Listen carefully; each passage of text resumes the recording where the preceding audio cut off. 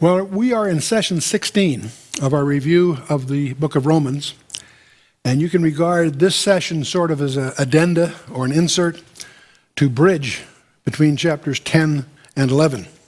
We're going to spend some time, this session essentially, to review the history of Israel, to put in perspective both its past, its present, and its as a preamble to our study of its future in the next session. So we're going to look at Israel history, and I'll call it in the present tense. As you may recall that we've been through the book of Romans. First 8 chapters are doctrinal on various topics: sin, salvation, sanctification. And Romans 9 to 11 are the 3 chapters on Israel, Israel past, present, future. In our previous session, we reviewed Israel's predicament of the present in the sense that she was chosen by God, and yet she failed. She stumbled. She stumbled over the stumbling block himself.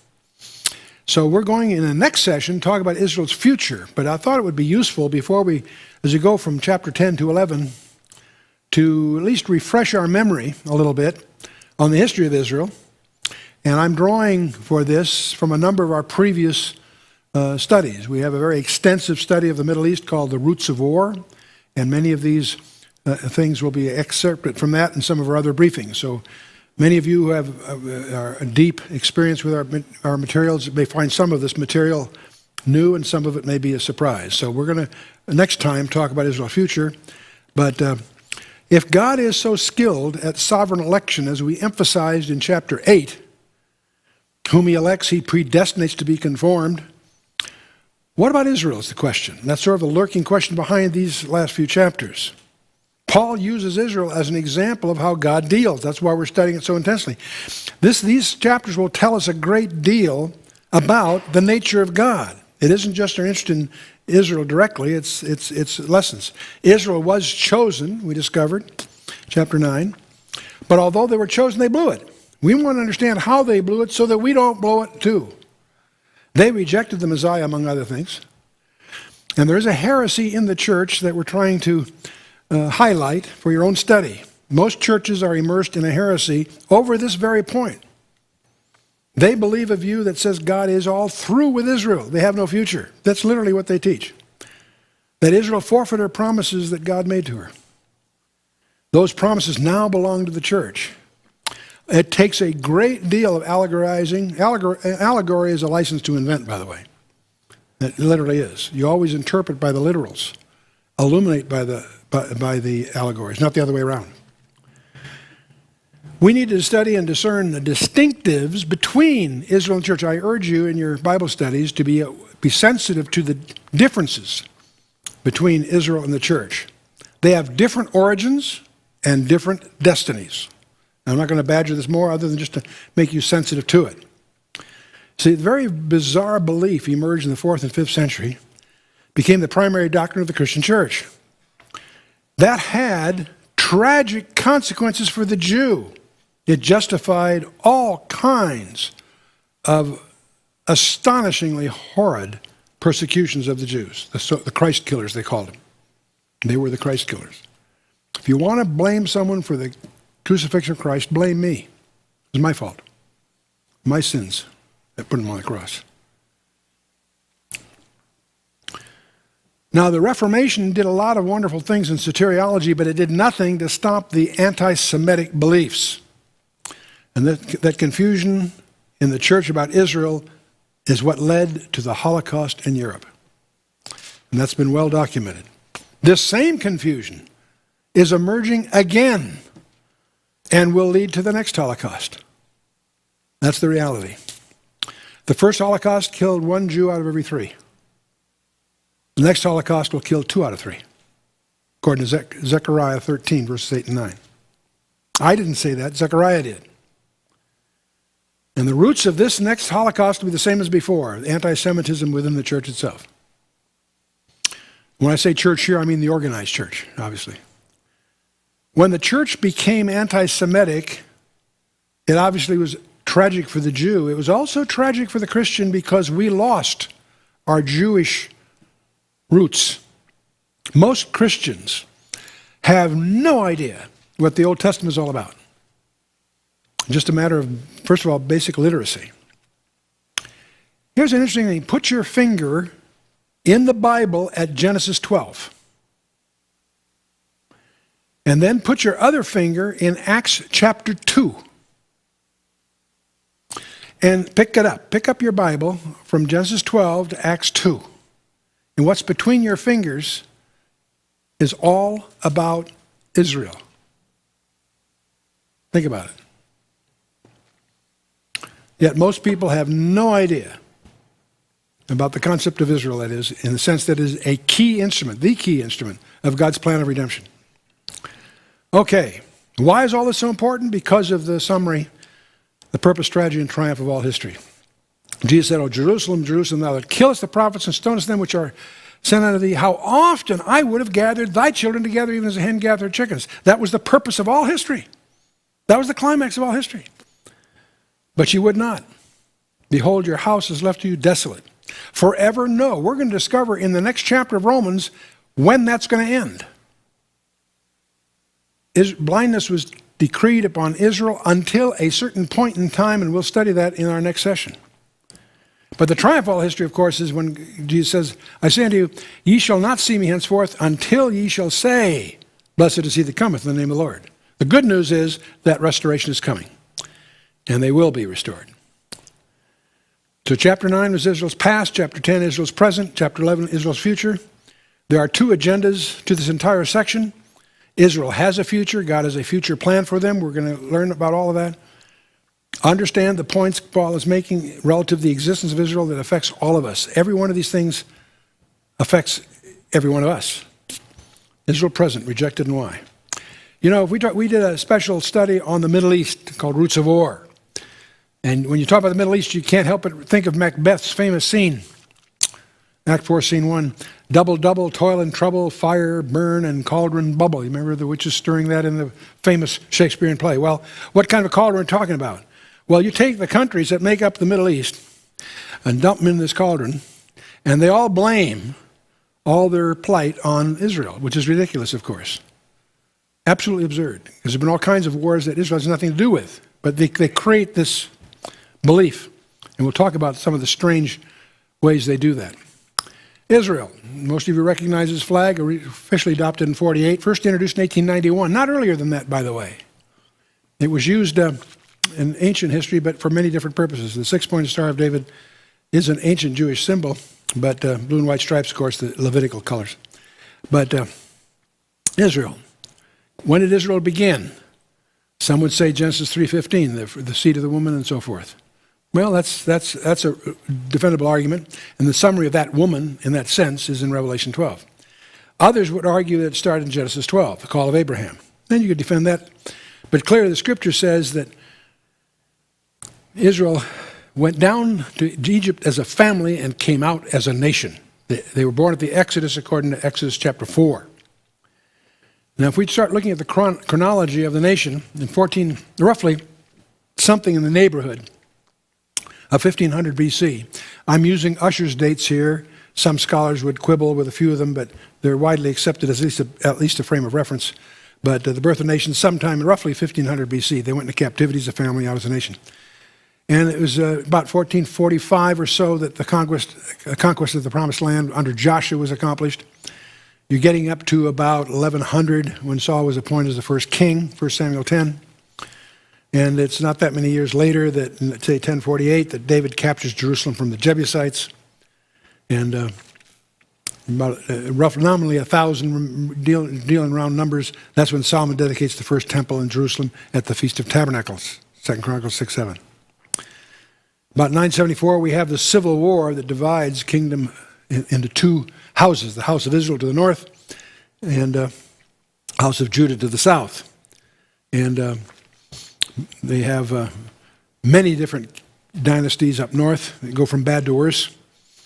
Down south, they generally go downhill. There's a couple of exceptions, about 3 or 4 of those kings that are not bad, but basically it's also declined, but all one dynasty, the dynasty of David.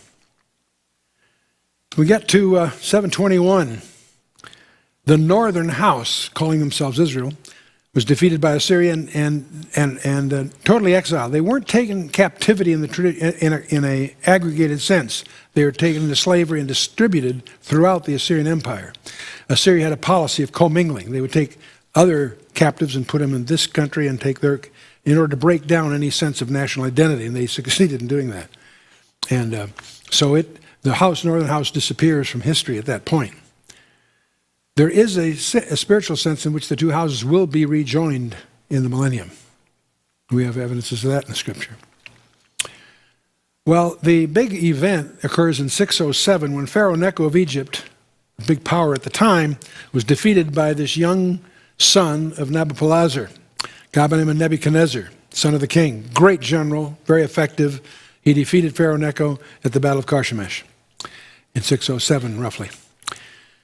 And then in 606, on his way home, he lays siege to the city of Jerusalem, and on behalf of his city-state called Babylon. And he succeeds in that siege and takes Daniel's 3 friends captive and puts a vassal king in charge because he's learned during the siege that his father's died. He is now king of Babylon, so he goes home to take over the throne. And 597, we have this. Well, they have a vassal king put in charge who's listening to the false prophets, and and decides that we're God's chosen people. He rebels again. He doesn't listen to the true prophets who are saying Nebuchadnezzar is God's instrument of judgment. You yield to him. He got on the ego trip. He leads a rebellion. Nebuchadnezzar he and a couple of allies put a second siege, take 10,000 more deported, including Ezekiel himself. Jeremiah is still in Jerusalem, but Ezekiel now joins, in a sense, Daniel in Babylon. And again, Zedekiah is put in charge, another vassal king is put in charge instead. He also gets on an ego trip ultimately. And 19 years after the first siege, he also tries to rebel, but Nebuchadnezzar not only puts him down, he levels the city. Both Ezekiel in Babylon and Jeremiah in Jerusalem were preaching, saying, yield Nebuchadnezzar. If you don't, God is going to destroy the city of Jerusalem. And they don't listen. And so Jerusalem finally falls in the third siege, and the temple is destroyed. There's some very interesting, each one of these sieges is a key prophetic trigger point for some other prophecies, but we won't go into all that here. 539, big deal. Persia conquers Babylon. And Cyrus discovers a letter written to him by name in the book of Ezekiel. Daniel shows it to him when he makes his grand entrance. He's so impressed, it's a matter of history, that he releases the Jewish captives to go back and build their temple, gives them financial incentives to do so. And that's the first regathering, then, of the Jews back to their homeland. And Isaiah 11:11 points out it's the second regathering that'll be the big one. That's the one we're seeing going on right now. But the first one was back there in the days of Cyrus the Great. Well, they try to go back and build their temple, not their city. They didn't have that authority. They had the authority to build their temple. They don't get very far because they can't protect themselves. So as the years go by, finally Nehemiah finds himself in a position. He's the wine tester. He's the wine taster and cupbearer to the king, King Artaxerxes Longimanus. And he's in great favor with him, so he takes advantage of that to gain from him the authority to rebuild the wall, rebuild the city. And with that authority, he goes. And the book of Ezra is the troubling time to try to build the temple without that authority, and they don't get very far.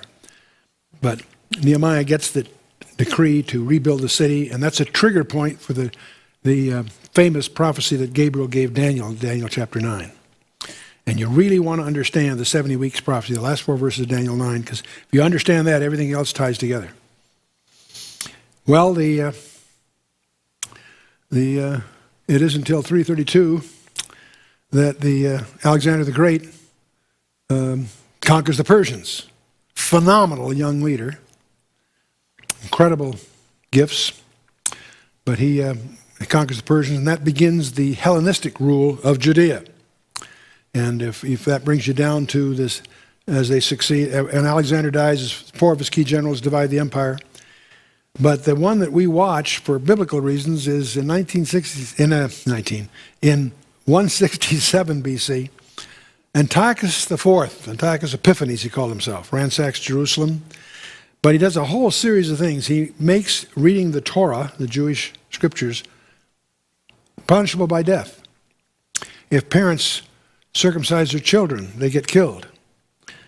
And one of his climactic acts is he sets up the abomination of desolation in the temple. He actually puts an idol in the holiest spot on the planet Earth. And it's important to understand the abomination of desolation. The abomination is any idol worship, but the ultimate one is putting an idol in the most holy spot on the planet Earth, which is not just in Jerusalem, in the temple, it's in the Holy of Holies. And that triggers the Maccabean revolt in 167. By the time 3 years go by, the Maccabees, as they call themselves, they recaptured the temple and they rebuilt, they rededicated it, fabricating everything that had been profaned. And that event is what's worshipped or celebrated to this day as Hanukkah. It's even mentioned in the New Testament in John 10:22, interestingly enough. Because it's important, why did the Holy Spirit do that? It's important for us to understand that because you need to understand that in order to understand a milestone that Jesus predicts that's coming in the future. So the Maccabees finally succeed. The family name is Hasmonean. So the Hasmonean dynasty then rules in Jerusalem about 142. And they rule until the Romans finally take over under Pompey, all the way till 63. We're still BC now. And the Parthians, there's a rival empire to the east called the Parthians. And they conquered Judea from the Romans for about 3 years. They conquered in BC 40, and they carried all the way to BC 37 when Herod is appointed king of Jerusalem. It's too risky he's in Rome. It's too risky to go there. But when they finally throw off the Parthians' control of that area, Herod then he's on shaky ground when he goes there to be acting as the Roman appointed king. And he tries to popularize himself by expanding the temple and a lot of building projects and so forth. Government leaders never hesitate to spend your money to spread their goodwill. And that brings you to, in reference here, roughly the birth of Christ is about 4 or 2 BC, depending on what authorities you look at. There's a lot of debate about that. I won't get into that here. There is an event, though, that occurs about 7 AD that you want to be aware of. Caesar Augustus appoints Coponius procurator in Judea. He removes the judicial authority from Judea. They no longer have the right for capital punishment. That'll become very important to understand when you get to the crucifixion of Christ. They needed Roman authority. But there's an event that occurred about 7 AD that's recorded in Josephus and elsewhere, that when they lost the right to, when Coponius took away their right to administer capital punishment, the priests put on sackcloth and ashes and marched around. Let's see, I think I have slides on all this, yeah. See, in Genesis 49:10, Jacob predicted, it says, the scepter shall not depart from Judah, the tribe of Judah, nor a lawgiver from between his feet until Shiloh come. Now, Shiloh is recognized as a rabbinic allusion to the Messiah. That the scepter shall not depart from Judah until Shiloh come, and to him shall the gathering of the people be. Well, the scepter, the word mean, refers to their tribal identity and their right to apply and enforce Mosaic laws, to adjudicate capital punishment, jus gladii. And even during their 70-year captivity in Babylon, the tribes retained their tribal identity. They regained their own logistics and judges and so forth. The word Shiloh, it means whose right it is. And the scepter shall not depart from Judah until he comes to whom it belongs, is what it really means in the Hebrew. And it was understood by the early rabbis and the Talmudic authorities as referring to the Messiah, and that's in a bunch of the Targums, Onkelos, Jonathan, Yerushalayim, the Jerusalem Targum. Herod the Great dies. Herod Antipater had been murdered. Herod Archelaus was appointed ethnarch by Caesar Augustus, broadly rejected, dethroned. This is all in Josephus. Coponius was appointed procurator. The legal power of the Sanhedrin was immediately restricted, and the adjudication of capital cases lost. And this was normal Jewish policy. You'll find this in other works of Josephus, Wars of the Jews, 2.8.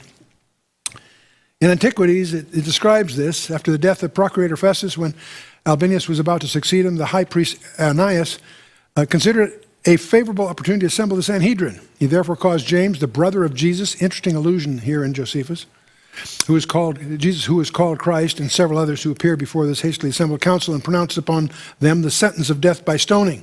All the wise men and the strict observers of the law were at Jerusalem, expressed their disapprobation of this act. They didn't have the right to do that, is the point. Some even went to Albinus himself, who had departed to Alexandria to bring this breach of the law under his observation, to inform that Irenaeus had acted illegally in assembling the Sanhedrin without the Roman authority. You get the picture? They're no longer running things. So the priests officially mourned. They marched around the city in sackcloth, wailing, "Woe unto us, for the scepter is departed from Judah, and the Messiah has not come." The priests actually thought that the word of God had been broken. That's the point that's recorded in the record, in the histories. They believed the word of God had failed. They were unaware. There was a young boy growing up in a carpenter shop in Nazareth at that time. He'd present himself as the Messiah, the King, on the very day that had been predicted previously by the angel Gabriel, 5 centuries earlier. That's what Daniel 9 is all about. Anyway, getting back to Israel. About 20 BC, Herod begins this big reconstruction. From about 28 to 32 is the ministry of Jesus, crucifixion under Herod Antipas, the tragedy of all history, as described in Matthew 23. That's one way of describing it. That's the way Mel Gibson did a movie, The Passion, describing it as a tragedy. That's really not true. It's really an achievement. Every detail was planned before the foundation of the world. But in any case, because they didn't accept him when he came, national blindness is decreed in Luke 19, verse 40 and following. And we'll deal with that when we get to Romans 11. Jesus himself predicts the destruction of Jerusalem some 38 years later. This generation will not pass away, and in one generation, 38 years, down it comes. And that starts the diaspora, as it's called, the outpouring. And that became an idiom in our language. The wandering Jew became a proverb for almost 2,000 years. Anyway, so we got from 37 to 41, the Roman Emperor Caligula attempts to have his image established in the temple, just like Antiochus Epiphanes did. That's what he gave Petronius, the general in charge, orders to put his statue in the Holy of Holies. Petronius realized if he did that, there'd be an uproar, so he didn't do it. Caligula, when he discovers he didn't do it, sends orders for him to be killed, but then Caligula dies. And by a mix-up at sea, the message of his death arrives before the message of his Petronius' execution. And when he dies, all bets are off. It's interesting how the Lord interferes to keep that from happening. That would have been the abomination of desolation. No, it's yet future. From 66 to 73, you have the Jewish revolt against the Romans, which leads, of course, to the fall of Jerusalem itself in 70 AD, Masada and all of that. The fall of Jerusalem is about 70 AD. Second temple was destroyed by Titus and so forth. It's interesting that the falling of the temple is not mentioned in any of the Gospels or the epistles. You'd think it would be for apologetic arguments. There's all kinds of reasons it would have been very meaningful. Why wasn't it mentioned? Very simply, it's a proof that the New Testament documents preceded 70 AD by 10, 20 years, at least, in some cases. So they're written before 66 AD. There's also other evidences. I won't go through all that here. And 73 was the last stand at Masada. You most know the story. In AD 90, the Council of Yabne redefines Judaism. The Jews have a real problem. The temple's gone. The Torah says without the shedding of blood, there's no remission of sins. There's no place to shed blood that's effective. And so they got a problem.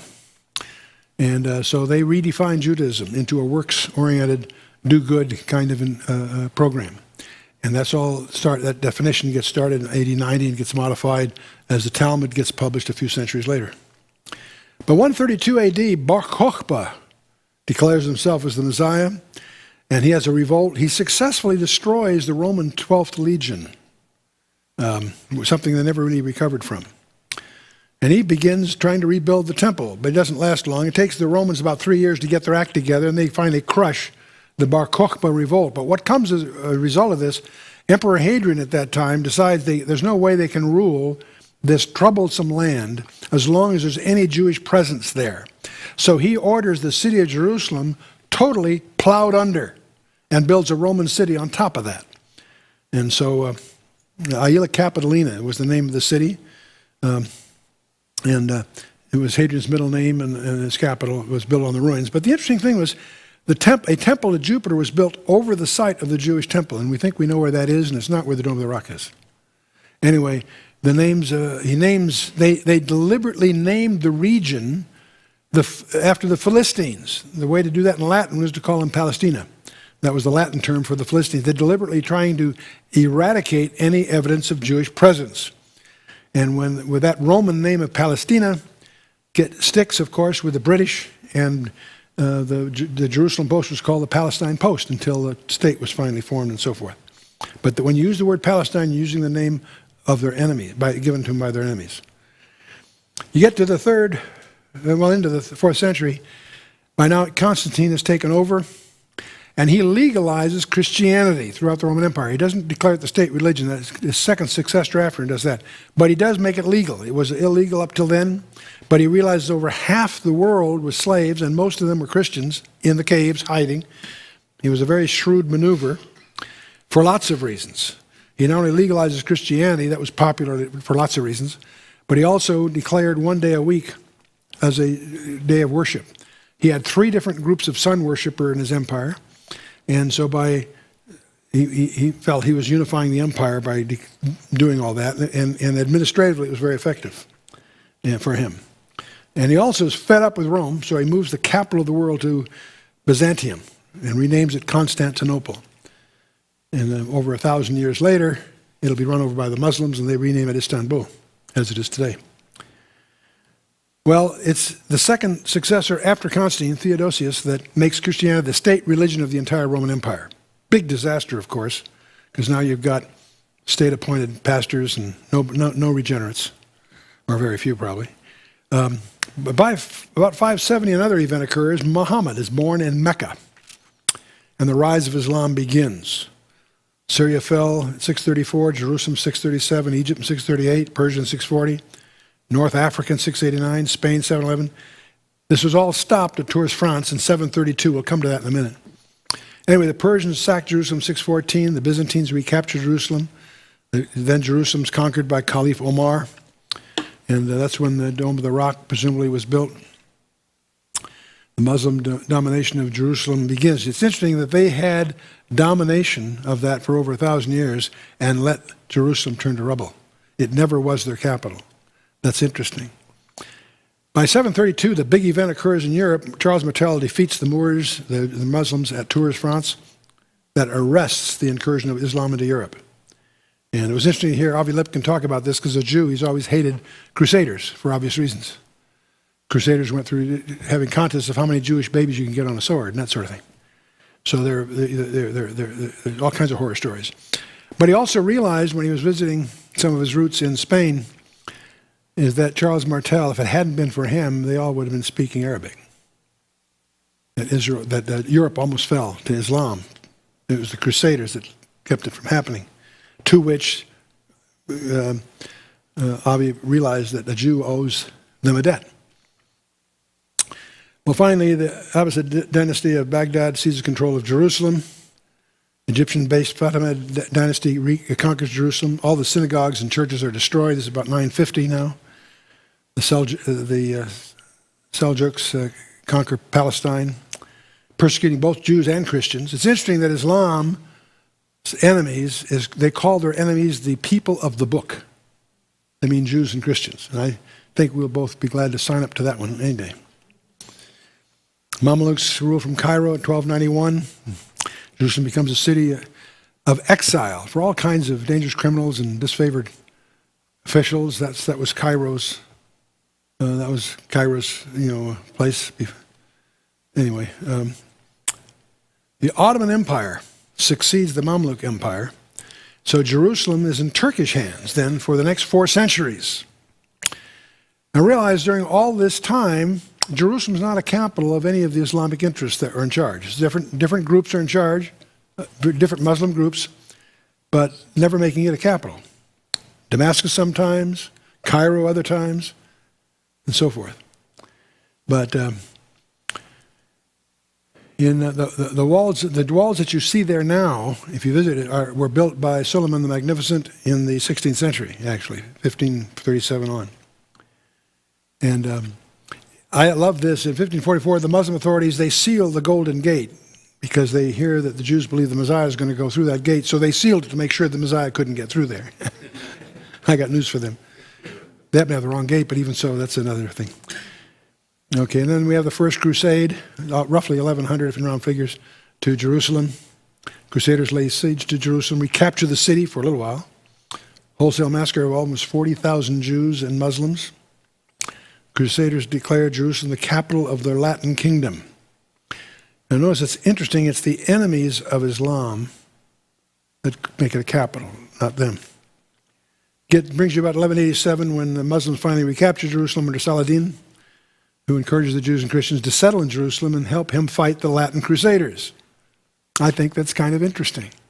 He recruits the Jews and the Christians to settle there and help him fight these crazy crusaders. Saladin finally dies, the heirs battle each other. Germany brokers a deal to return all of Jerusalem except the Temple Mount to Crusader control. But by just a couple of years later, Crusaders are expelled from Jerusalem by mercenaries hired by the Egyptian Sultan. And the Mamelukes rule from Cairo. Jerusalem becomes a city of exile for dangerous criminals and disfavored officials. And then in 1516, the Ottoman Empire succeeds the Mameluke Empire.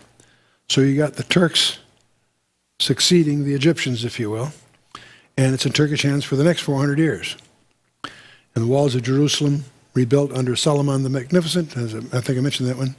And I guess I got to repeat it, don't I? And Napoleon, just before 1800, moves against the Ottoman Empire from Egyptian front, but he stopped before he reaches Jerusalem.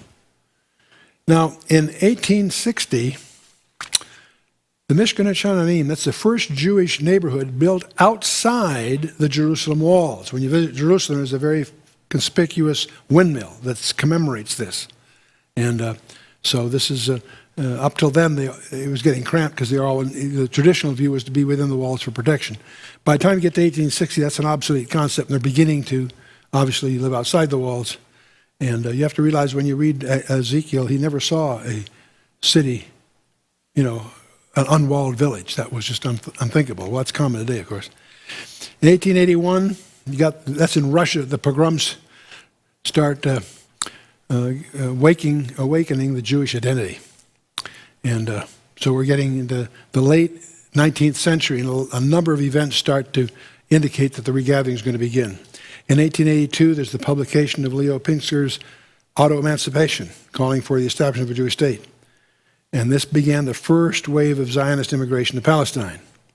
But it's a few years later. It's 1894 is the key event occurs. There is a kangaroo court, as I would call it, in France. An officer by the name of Alfred Dreyfus, who happens to be Jewish, is framed as a traitor and put on trial, found guilty, and it becomes a national uproar. A famous author, Emile Zola, published a thing called I Accuse, and it gets big publicity. But a guy by the name of Theodore Herzl is watching all this ridiculous, this charade of a trial, and recognizes that it's just a symptom of French anti-Semitism. And he begins to realize that there's no hope for the Jew until they have their own country. So the conspicuousness of this, and incidentally, many years later, Alfred Dreyfus is found not guilty. This is all, that's long after all the damage is done, but anyway, the point is, this prompts Theodor Herzl to write a book called Der Judenstaat, which is the Jewish state. He publishes this. It becomes a manifesto for the Jews to start pushing for their own homeland. And a year later, he convenes the first Zionist Congress in Basel, Switzerland. These are big milestones to the Jewish community. And in 1915, just before, during World War I, there's the Zion Mule Corps of British Army was organized, the first Jewish fighting unit. But in 1916, a secret agreement is signed, the Sykes-Picot Agreement, was signed by Britain, France, and Russia. And the Sykes-Picot Agreement was a secret agreement between Britain and France primarily, agreeing to divide between them the lands of their enemy, the Ottoman Empire, once the war ends. The war hasn't ended yet, but they could see it coming. So once the war ends, they're going to divide the the Ottoman Empire between themselves. And among its terms was the establishment of an Arab state in southern Palestine, whatever that means. What's the impact of all this? The Arabs, of course, when they learn of all this, it was secret at first, they're incensed that Britain had decided instead to engineer its own rule over all Palestine through the League of Nations. And see, Britain ruled Palestine essentially as a colony all the way till 1948. So, something else you need to know, in World War I, there was a very serious shortage of ammunition, because part of what they need to create TNT is natural acetone. But all the sources for natural acetone had been dried up. So David Lloyd George, the Prime Minister of England, advertised extensively for someone to produce a formula for synthetic acetone.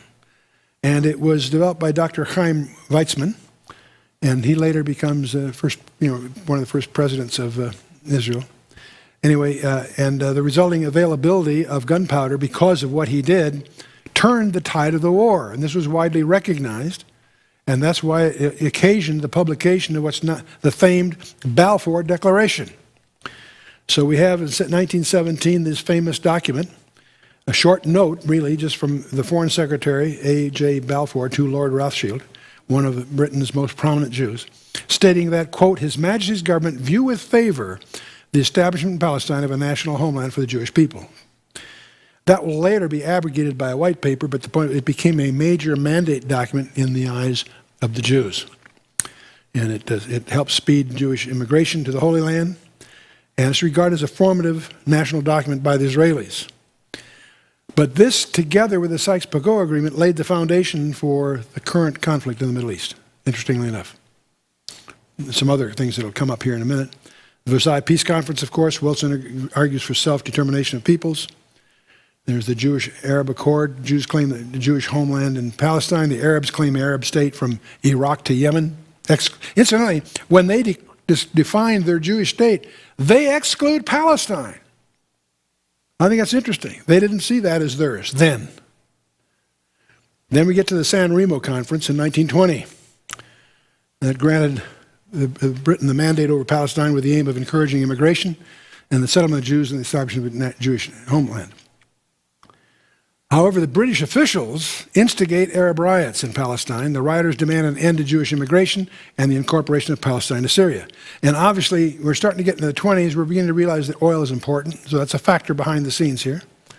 And so along this way, Vladimir Jabotinsky founds the Haganah, the Jewish self-defensive force, which will later become, of course, the IDF. And now, in 1921, I'm a great supporter of Winston Churchill. Marvelous guy. But he makes one gigantic blunder. The British decide to install Abdullah in Transjordan. He creates this country on paper. And there's some other things that go on I'll bring you up here in a minute. Let's talk a little bit about Jordan. You need to understand this background for prophecy reasons. The Hashemite kingdom of Jordan is not an ancient kingdom. It's rather a European creation of 1946 by Winston Churchill. And if you take a look at the Middle East, this whole central region over here was mandated by the League of Nations and others to be a Jewish homeland, ultimately. But the British Foreign Office takes a chunk of that ground, that which is east of the Jordan River, and creates out of thin air a nation called Transjordan. That's the region we're talking about. Now, prior to World War I, the areas of Ammon, Moab, and Edom, using the biblical names, had previously just been populated by unaffiliated Bedouin tribes, mobile, itinerant tribes. During the war, when the British and the Allies were fighting the Germans and the Ottoman Turks, a British officer, T.E. Lawrence, organized his widely publicized Arab revolt. It's mostly a propaganda ploy. It's more an invention of the British Foreign Office than it is actual progress. They capitalized on this for reasons. General Allenby is ultimately victorious in the Middle East, and so the League of Nations awarded the British a mandate on April 25th, 1920, which was to endure all the way until May 14th of 1948, a mandate to preserve peace in the area. In 1921, an aggressive young man named Abdullah, son of Sharif Hussein of Mecca in Arabia, in other words, he's an Arabian, moved into the land east of the Jordan River with his troops. The British colonial secretary recognized Abdullah as the emir of Transjordan. They made that up, by the way. It didn't exist before. Abdullah then consolidated his control with his British-trained Arab legion. So it's all a propaganda thing. In 1946, after the war, Abdullah is crowned king of Transjordan. Now, since 1999, his great-grandson, Abdullah II, is the current king. In 1948, Jordan joined the attack against Israel in its War of Independence and successfully fought the Haganah and held the West Bank. But in 1967, the so-called Six-Day War, they again joined Egypt in the Six-Day War, but they lost it all. In 1998, previously having repudiated any rights to the West Bank, Jordan signed a peace treaty with Israel at Camp David. This one has been a real one, a serious one. Now, why am I getting into that? Because there's a very interesting exception in the Scripture.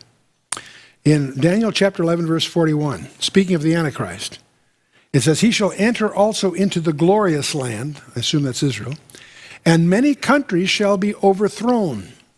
But these shall escape out of his hand, even Edom, Moab, and the chief of the children of Ammon." What does this mean? Have no idea. But it's fascinating to realize that for some strange reason, this region that we now know as Jordan escapes the thumb of the Antichrist. We don't know why. We speculate that it may be to provide a refuge at Petra. But that's speculation. Let's continue this list. The League of Nations ratify the British mandate over Palestine with the aim of building a Jewish national home. But Churchill's white paper creates Transjordan, taking 78% of the land allocated for the British mandate. So if you want a Palestinian state, Churchill created it for you. It's called Jordan.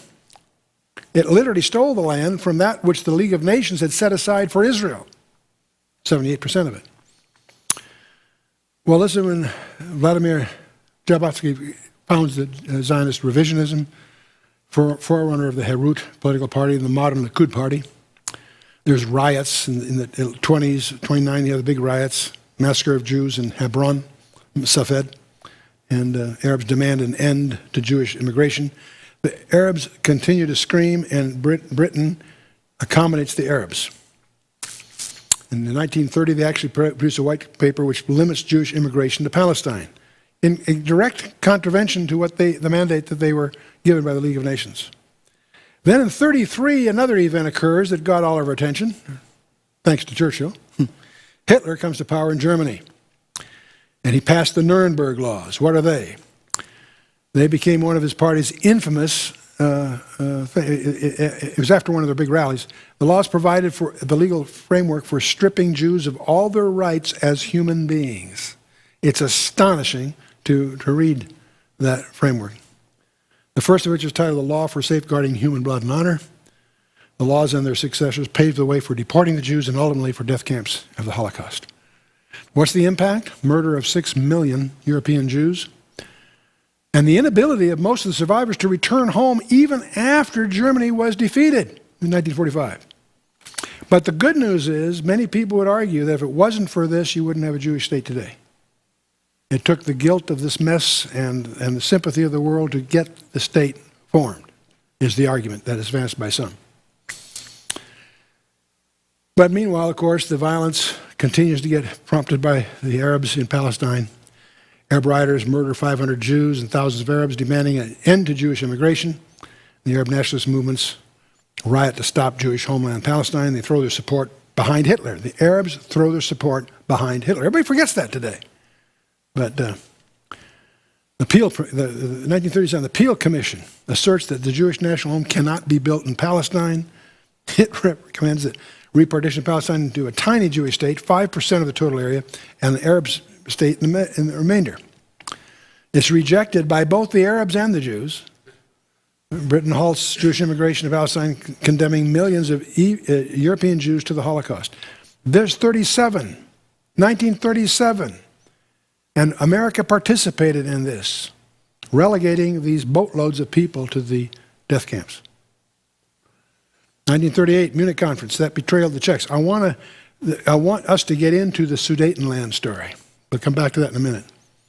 In 1938, we have the Munich Conference. In 1939, he overruns Czechoslovakia, and that announces an end to Jewish national home, and no immigration for 5 years, and so forth. Now, and then Hitler then invades Poland, and World War II, as we know it, begins. I want us, if you haven't ever studied this, pay attention to what happened in Czechoslovakia, because it's a fascinating case study in human affairs. Hegel is famous for saying, history teaches us that man learns nothing from history. And here's a good example. Czechoslovakia had a major strategic barrier. They had 800,000 armed regular army. That's a powerful army even by today's standards. They had a highly efficient arms industry, Czechoslovakia did. And they had the Sudeten Mountains, which were a formidable barrier politically, militarily, protecting their heartland. Prague was the capital. Get that picture. Their fortifications were regarded as impregnable. That's the Sudetenland, the heartland of Czechoslovakia that has a sufficient arms industry and all the rest of it. They also enjoyed the protection of the Western powers. France had 100 divisions larger than Germany. Britain and Russia also guaranteed protection of Czechoslovakia. That's the picture. That's the setup. You got it so far? Germany has got a problem. Germany, in its fancies, couldn't deal with that, so they adopted a propaganda solution. The Sudetenland happened to have 3 million Germans among it, and 7 million others. The Germans are a minority, but there are about 3 million. These aren't displaced Germans, they just happen to have some German roots, okay? Sudetenland was a prosperous democracy. There was full civil rights to everybody, okay? No one's abused yet, really. There's a puppet political leadership called the Sudeten Free Corps. They fabricated a Czech terror program of the Sudeten Germans. This is a puppet of the Nazis, but they fabricate terror on the Sudeten Germans. You got the picture so far? Okay. William Scherer, whose classic book, The Rise and Fall of the Third Reich, is, if you're interested in all in the history of the world, or Nazi, it's a definitive study of the rise and fall of Nazi Germany. As a correspondent, he says, thus the plight of the German minority in Czechoslovakia was merely a pretext for cooking up a stew in a land he coveted, Hitler coveted, undermining it, confusing and misleading its friends, and concealing his real purpose to destroy the Czechoslovak state and grab its territories. The leaders of France and Great Britain did not grasp this. All through the spring and summer, indeed almost to the end, Prime Minister Chamberlain of Britain and Premier Daladier of France apparently sincerely believed, along with most of the rest of the world, that all Hitler wanted was justice for his kinsfolk in Czechoslovakia. So Hitler's instigating terror things on the Germans to have something to complain about. That's all Czechoslovakia's fault for not taking care of them, see? This is what's called the reversal of causality, to turn it around and paint it backwards. The intransigent Czechs, according to the press, were the obstacle to peace because they're not giving in to Hitler's demands. The Czechs were precipitating a crisis to prevent the breakup of their state, is the story. The choice between war and peace was in their hands. Whose hands? The Czechs' hands.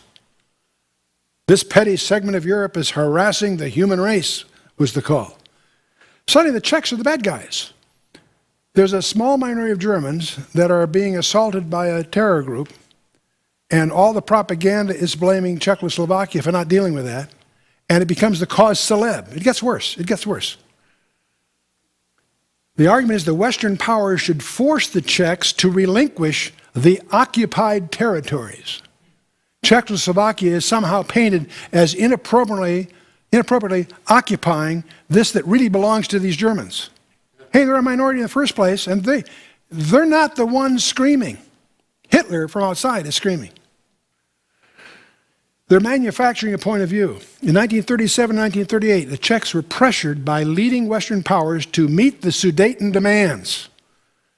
Western press laments the Czechs' disregard for peace in Europe, injustice of not allowing the Sudetenland to be returned to Germany. Hey, wait a minute, it never was part of Germany. It's not part of Germany. It's the core land of Czechoslovakia. That's lost on everybody. The British envoy demands the Czechs remodel foreign relations to assure freedom from aggressive action against their neighbors. They want to have the Czechs take action to keep the Czechs from hurting their neighbors. Not hurting their neighbors. September 18th of 1938, the British and the French determined the Czechs must accede to Hitler's demand for the peace of Europe, for the maintenance of peace and the safety of Czechoslovakia's vital interests. You've got to be kidding. It's their vital interest. They're forcing them to hand over. They want an international guarantee of the new boundaries, and if not, they would fight Hitler alone. Wait a minute, these are the people, British and French, that are treaty bound to protect Czechoslovakia. They're using their abrogation of that treaty as a threat. That's called extortion. It's all up to the Czechs now, according to Neville Chamberlain. That's a quote by Neville Chamberlain. Well, that's the setup, the sting. The hysteria mounts, shuttle diplomacy increases. Minutes before the September 28 deadline, Hitler agrees to Chamberlain's proposal for a peace conference, the Munich Conference. Britain and France plead with Hitler for 11 hours to take the Sudetenland peacefully. Please take this without war. And he finally, after 11 hours, reluctantly agrees. He finally gives in to these demands that he engineered in the first place. Chamberlain and Daladier were praised, cheered, and thanked for having traded land for peace. Land for peace? That sound familiar to you somewhere? Never. He came back, and his famous quote that will ring through eternity: "My friends, I believe it is peace in our time." The Prime Minister of Czechoslovakia says, "We have been basely betrayed." He understood. No one else did. 1 Thessalonians 5:3, when they shall say peace and safety, then sudden destruction cometh upon them, as travail upon a woman with child, and they shall not escape. Phase 2, September 30, 1938. The Czech army withdraws from the Sudetenland. The German annexes it, followed by more demands. Violence and oppression continues. March 15th, 1939, the Nazi war machine rolls through the rest of Czechoslovakia. That arms industry, those strategic mountains, the whole routine are now in Hitler's hands. Something he could never have won militarily. Didn't have the muscle. The Western powers did nothing. Their assurances to Czechoslovakia meant zero. Why am I going through this so much? Do you see a pattern here? Israel also is a small democracy with a powerful army and defensive terrain. The Golan Heights have the same role there that the Sudeten Mountains did for the Sudetenland. Direct seizure, unthinkable. Now, they tried a few times, always lose. Pressure from the West, that's achievable, because the media are prostitutes. Reversal of causality, astonishingly effective. Israel is somehow the cause of all the terrorism. I got it on Fox News the other day. You know, Israel had wiped out some terrorist leader. And even they say the supposed terrorists. Now, come on. You know, who's doing the terrorism? When you go through an airport, they're not looking for an Israeli bomb. Reversal of causality, astonishingly effective through a managed press and an illiterate electorate. The press are prostitutes. The politicians are one step removed from that, and the electorate, and generally the average person, you know, what's the biggest problem? Is it ignorance or apathy? I don't know and I don't care. Huh? Okay, well, anyway, let's continue. Back to the World War II days. The Mufti that was appointed by Britain relocates himself to Berlin. That tells you something about his sympathies. Meets with Hitler, announces the intention of creating a fascist Arab state, agitates for the destruction of world Jewry, instigates terrorism against Arab moderates. Also, notice that, instigates terrorism against Yasser Arafat, later, Yasser Arafat murdered more Arabs than he has Jews. Because his game is to keep them extremist. If you're trying to be a moderate Arab, you don't have a chance. Your enemy is the PLO. Okay, then the Nazi conference at Wannsee decides on the destruction of all Jews in Europe. That's their policy. This tells you it's satanic. You know, this is more than just somehow an exploitable resource or something. No, this is satanic, clearly. If you look at what's really going on in Islam, it's satanic. They do things that are not even in their own best interests. It tells you something else is driving it. It's demonic. Anyway, 44, we have the British Brigade, part of the British forces, fights alongside the Allies. They make a name for itself. That counts for something. But World War II finally ends. Liberation of the death camps, where 6 million Jews died. Arabs are still demanding an end to Jewish immigration and the so-called illegal smuggling of Holocaust survivors into Palestine by the Jews. All kinds of underground actions, of course. A friend of ours was proud of the fact that he bombed the King David Hotel, etc. The Irgun bombs the King David Hotel, famous thing in 46. Well, finally in 47, British says enough already. They can't handle it anymore. They announced their withdrawal. The United Nations announces a partition in the Jewish Arab states. The partition, this is facing a Jewish crisis, refugee crisis, and mass immigration. It could no longer control. Britain acceded to Resolution 181 of the newly founded UN, which also called for the partition of British-ruled Palestine into separate Jewish and Arab states, with Jerusalem as a separate entity administered by the United Nations. That was their concept. What was the impact? The Palestinian Jews approved the plan, astonishingly enough, but the Palestinian Arabs and neighboring Arab states rejected it. Abi Ibn was famous for counting 9 times when there's a walk away from various tables. It was always the Arabs that walked away. He said they never miss an opportunity to miss an opportunity. And tension turns to violence, and British goes to withdraw. The Dead Sea Scrolls happened to be discovered about that time. And so finally, 48, you have the invasion of the Arab forces are aimed at preventing the establishment of the Jewish state. The Declaration of Independence by David Ben-Gurion, citing Ezekiel as his authority, names the new Jewish homeland, Israel. He's the first prime minister. And the British mandate, as it expires, the Jews just declares their state. And the U.S. and the USSR, interestingly enough, together quickly recognized it, which I thought was, that's it. I can't think of U.S. in those days, U.S. and America agreeing on anything. The Palestinian Arabs, joined by 5 neighboring states, launched a war that everybody thought, sure, they just walk over them. 5 countries, thousands of times larger than Israel, going to walk over them. No, they didn't. And meanwhile, some 700,000 Palestinian Arabs fled from their lands, encouraged by their own Palestinian neighbors. The Jews pleaded for them to stay, promised them citizenship. Now they left. The refugee problem is created by them. By the end of that war, of course, Israel expanded its borders. I love the T-shirts. It says, attack us again, we need the real estate. Egypt occupied the Gaza Strip. Jordan occupied the West Bank and the East Jerusalem, including the Old City. And the huge population of Palestinian Arabs had fled, and they would ultimately become radicalized in the squalor of the refugee camps. The people that are keeping those camps are the Palestinian neighbors. There's no reason they can't absorb some of those. They don't. It's a political football playing in the hands of the PLO, frankly. Strange inversion going on here. And then, of course, you finally have their War of Independence, that, as we talked about, 5 armies, and so forth. Okay. We have 800,000 Jews expelled from Arab countries, flee to Israel, and are absorbed, by the way. 650,000 Arabs flee from Israel and are confined to refugee camps. What's wrong with this picture? Yasser Arafat of the Husseini clan begins organizing the Palestinian radicals in Cairo, recruits a number of these wild guys for the PLO, and there's terrorist raids, so we have to go through all of this. The Israeli army adopts a policy of reprisals, which is the only thing they understand. Then we get to the Sinai campaign. Gamal Abdel Nasser nationalizes the Suez Canal and blocks Israeli shipping. Israel captures the Sinai from Egypt. Not the last time, by the way.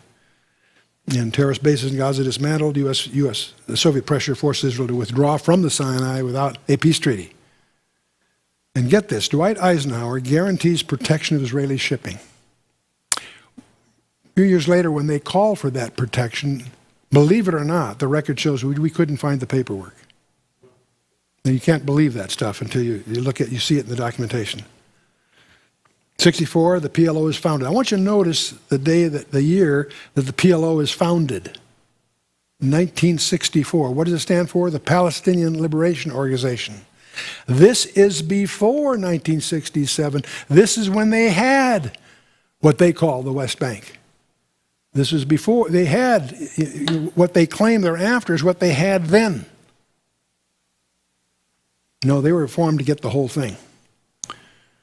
They're calling for Israel's destruction, totally. They've never struck on that from their documents. And the campaign of terror attacks escalates as it just goes on.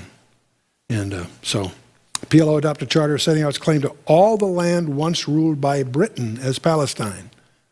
Not ruled by them. There never has been a Palestinian state or even a Palestinian people. Palestinian people are the Jews.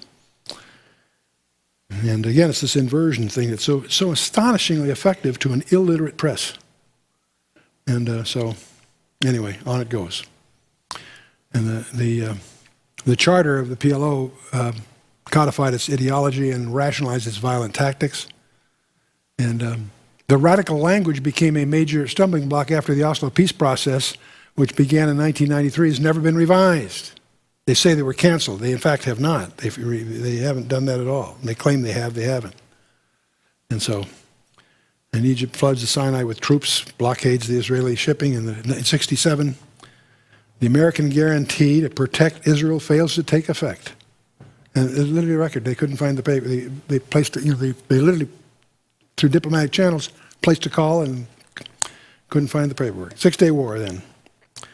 And I was in the Ford Motor Company executive dining room those days, and I can remember vividly that nobody there expected that to last much.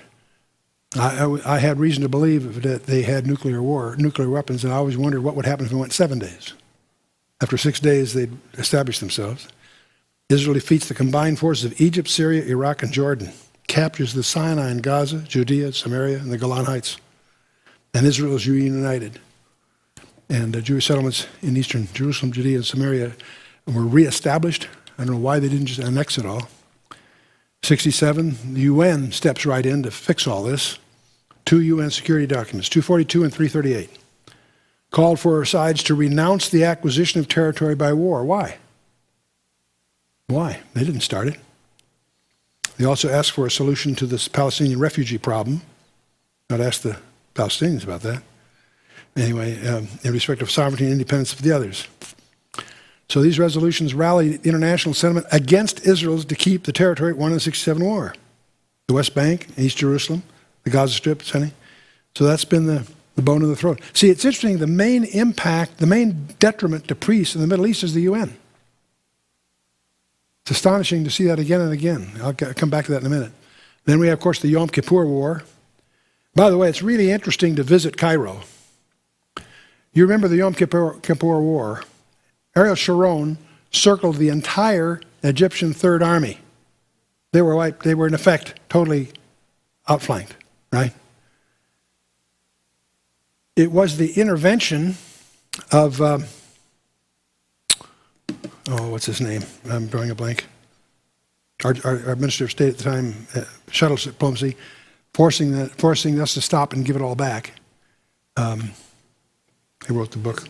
Thank you, Kissinger. I had a senior moment there. Yes. Henry Kissinger forced them to unwind. And when you go through Cairo, you see the monuments celebrating their victory in the 1973 war. They were wiped out. They lost, but they don't know it. You see, the whole thing is to give them some kind of pride. And so you have to see it to believe it as you go through if you visit Egypt. We get 78 Accords, you get the King David Accord, the Camp David Accords. And so Menachem Begin enters in U.S. brokered talks and ultimately a peace treaty between the two most powerful states in the Middle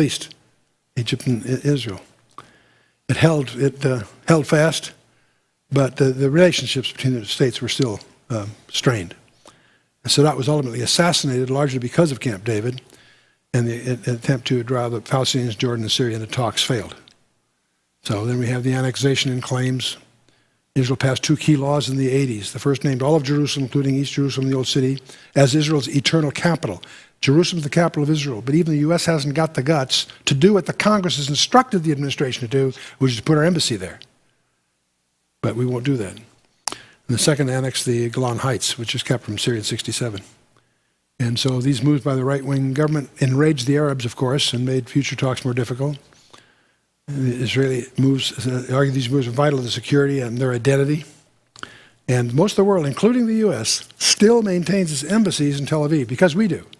If we would do what we should do and put our embassies in the capital, it would be a statement. Then we have the 93 so-called peace accords. Years of secret contacts led Israel and PLO into a complex formula agreed by both sides. The secret contacts wasn't by Israel and PLO, it's by everybody else meddling here. And so the larger issues, by the way, the major issues were not dealt with. Jerusalem, statehood, and refugees were all put off until the final status talks. That's stupid. We agree on the small points, we leave the main issues unresolved. And that's when we have Rabin and Arafat and the famous handshake on the White House lawn. What a travesty. And like Sadat, Rabin paid with his life, and of course the accords have proved impossible to implement. The Arab side has done zero. Not one of the commitments they made has been kept. And of course the fundamental problem is not the borders of Israel, it's the very existence of Israel. The size is not really the issue anyway. And we go through the Israel-Jordan peace treaty. I mentioned that to you already. We don't have to get into that detail here. And that caused trouble for King Hussein because his kingdom has a Palestinian majority. But at least as a second Arab state to officially recognize Israel, Egypt and Jordan have, it paved the way for others and keep Oslo talks moving. And then we have the so-called interim agreement, which really has very little effect. I don't have to go through all this here in our time here. It all bogged down over complexities in Hebron, and the politics are just irresolvable. And so we have the Y River Agreement, which there again, extremists continue to try to upset the elections. And violence early in the term of Prime Minister Benjamin Netanyahu virtually shut down the process for several years. So the Y River Memorandum revived it with U.S. President Bill Clinton mediating the new disputes between the parties. The PLO, meanwhile, was going broke in Tunis until Clinton got that revitalized for them. Israel pledged to resume land handovers. Palestinians vowed to step up security measures. And everybody fell victim to recriminations, and so it all gets stalled again. And the last one in our list here is the meeting in Egypt. And again, very ambitious plan, agreement or not. And it would all unravel. Not important to get into the details because it was all for nothing. 2000, we have Camp David II. And that also is Clinton trying to form a legacy, something before office. And so Israel, for the first time, offered part of East Jerusalem as a Palestinian capital, plus most of the West Bank. Stupid move, but they offered it. They literally put like 98% of what they were asking for on the table. Who do you think walked away? Arafat did. He found something he didn't like, and he walked away. So the failure of Camp David II eroded domestic political support for Barak. He resigned in December of 2000, called for fresh elections. And his political decline heralded the rise of Ariel Sharon, the Likud party, and you know where that's all gone. So there's more of these talks. Again, nothing really seriously concluding, especially while Arafat was alive. That was a tragedy for the Arabs as well as the Jews, because he had no interest in the welfare of the Arabs. He was interested in his own agenda. And so all kinds of talks, nothing really happening. Let me give you one fact to finish this all up. The United Nations, up until 1990, which just happens to be the data that I have collated here, there were 175 Security Council resolutions passed by the United Nations Security Council up until 1990.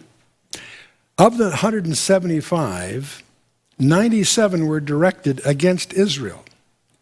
Now, the fact they even involve Israel is astonishing because there's a lot of countries, a lot of problems before the UN besides Israel. But 55% of the resolutions they passed had to do with Israel. All were anti-Israel. All of them were anti-Israel. Well, that's the Security Council. What about the General Assembly? They published 690 resolutions. 429 were directed against Israel, 62%. Do you understand what this is telling you? Do you understand why Israel does not get excited when the UN is going to offer to broker some borders or what have you? That's a joke. It's a pathetic joke. Well, so much for a quick skim through here.